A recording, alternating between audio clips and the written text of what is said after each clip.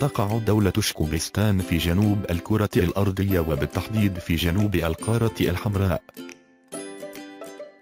حيث يحدها من الشرق دولة زطلستان، ومن الغرب دولة سياحستان وداعشستان، ومن الشمال دولة صدكستان، ولا نعلم ماذا يحدها من الجنوب.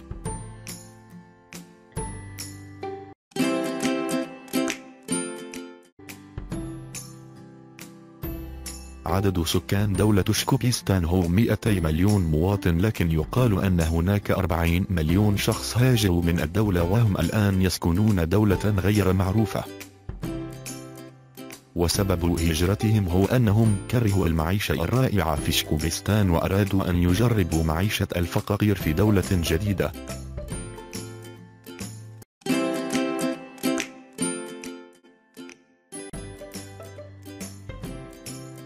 تعتبر شكوبستان أكبر دولة ديمقراطية في العالم، فمن كثرة الديمقراطية في البلاد الرئيس يغير مرة واحدة كل 50 عاما.